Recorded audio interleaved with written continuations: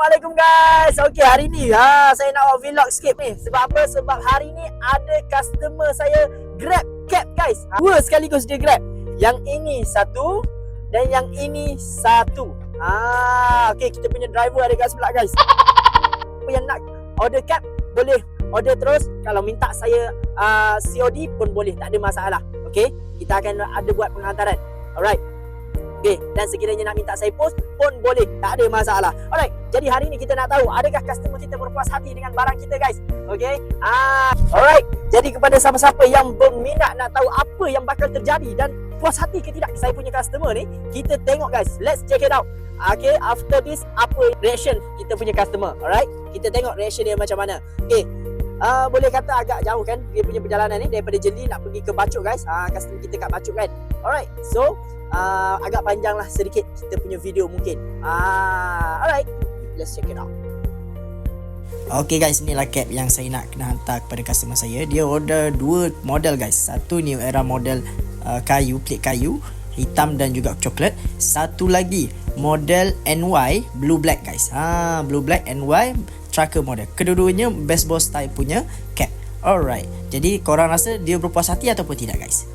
Jom kita tengok reaction dia guys. Perjalanannya agak jauh guys, lebih kurang dalam 2 jam jugalah nak boleh sampai ke destinasi yang kita tuju tu.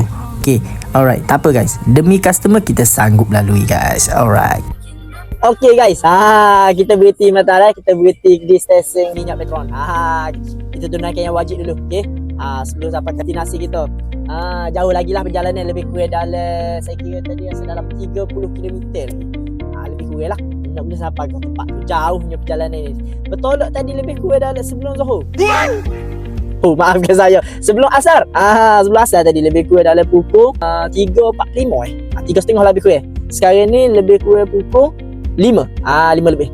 Okay, lebih kurang ambil almost 2 jam lah, 2 hour lah untuk sampai ke tempat destinasi kita ni. Right now saya nak pergi solat dulu, and then nak beli apa yang patut, and then yang paling penting sekali nak pergi ke tandas guys. Tandas kencing sikit.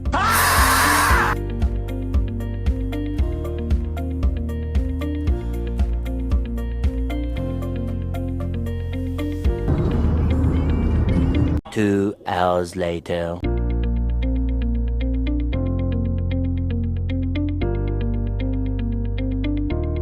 Customer kita Mayaka ni, adakah dia berpuas hati?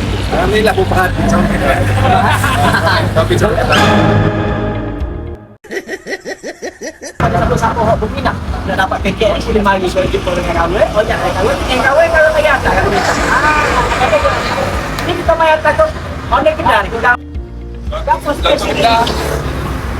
Stesen ni Kopi kita ada macam kermo macchiato, bantek green latte, medium latte tu memang segala kata. Macam pula, memang macam tu ramai juga customer kita. Ada pure macam, ada rasa macam tu jangan kayak di ujung tu. Masuk rumput kan kata orang pakai macam. customer kalau sini. Boleh tak macam tapi tak ada. Ini ramai orang ambil macam sodet.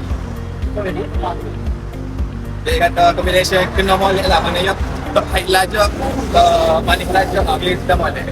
Combine macam dengan strawberry ni macam. Jadi guys, ada siapa-siapa yang pilih dengan kawasan Bachok ni, macam mana dia ada? Bachok kata berdekatan dengan petrol Melawi dengan station. Boleh tengok petrol di sana. Petrol jalan ke Pak. Okey, jalan Padang Melawi guys. Jadi pada siapa-siapa yang nak try kopi hot special boleh mari dan kopi dia ada masak je tak ni. Siapa kita. Okey? Jangan lupa guys. Okey guys. Terima kasih. Okey, kawan dua. Okey, Bachok dengan ada dari Bachok. Okey, dari Bachok.